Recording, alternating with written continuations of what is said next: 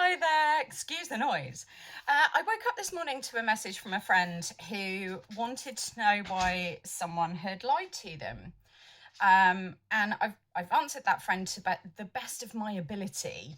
Um, but I thought it might be an interesting exercise for us to go through, because when someone lies to us and we know they're lying to us, it can be really hurtful. And we can often want an answer as to why they have lied without asking them outright and possibly causing a confrontation. So I thought I'd go through some reasons, some basic reasons. This isn't an exhaustive list, and I will start this by saying that not all lies are intended to hurt or fit into these categories. Sometimes we lie by accident. We repeat information that we've had from a trusted source or a trusted friend, and it turns out that we've been lied to and we've accidentally passed that on. We could lie by omission.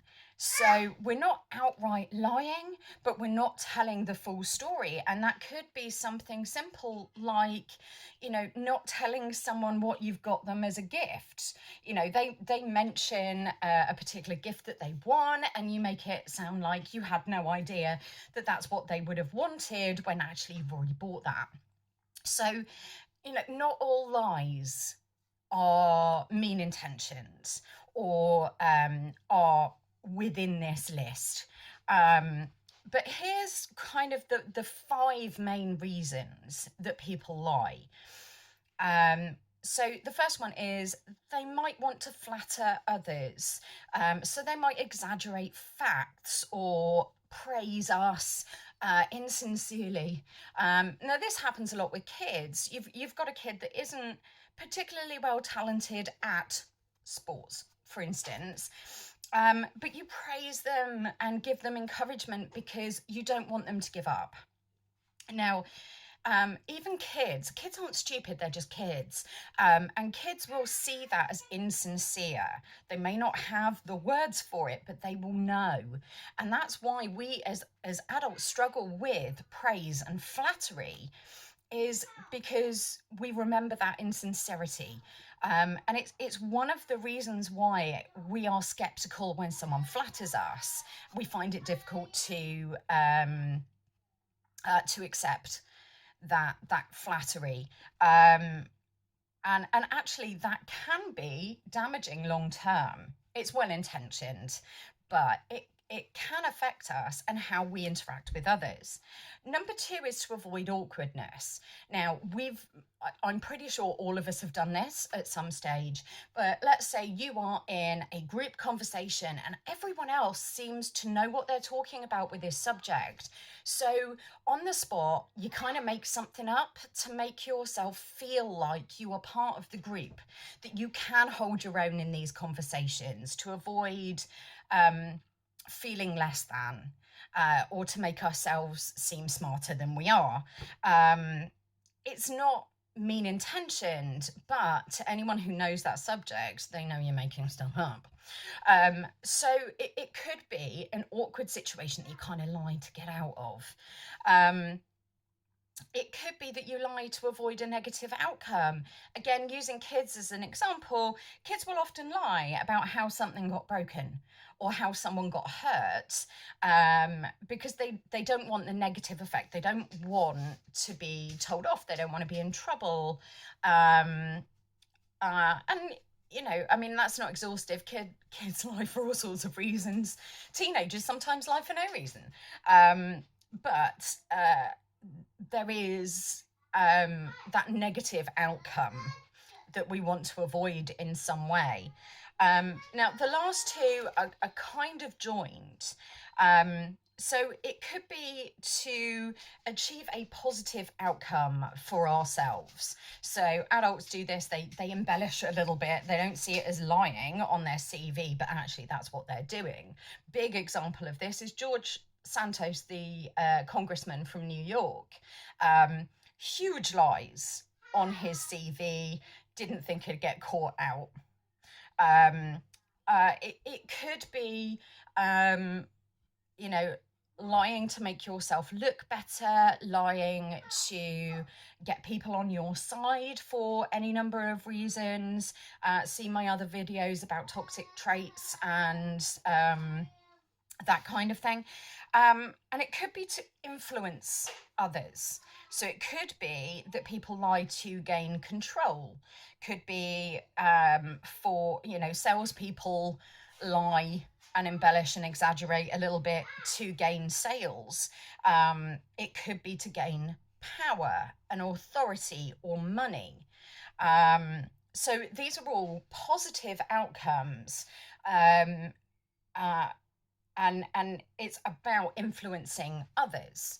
So again, you look at using George Santos as an example for this. He lied about who he was and the life he had led and his qualifications and everything else to win an election, to gain power, to influence other people in their vote, to gain donations for his campaign, to gain control of the narrative. So that's something to look at.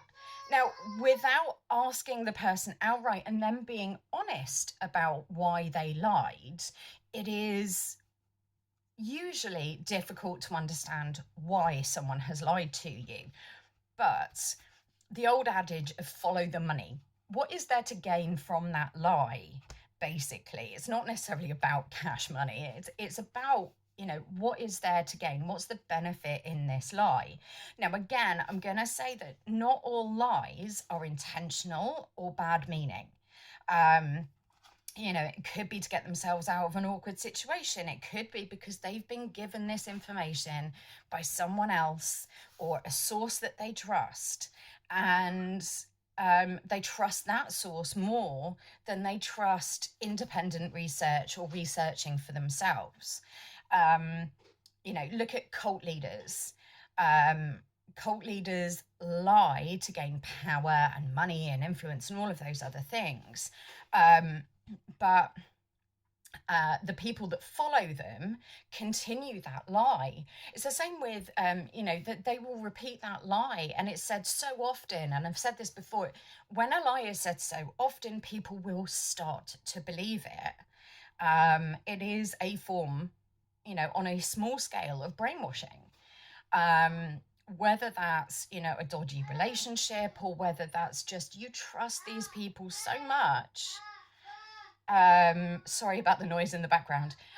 You trust these people so much that you don't want to, it doesn't even cross your mind that they might be giving you duff information. And talking about kind of day-to-day life, this is how rumors happen.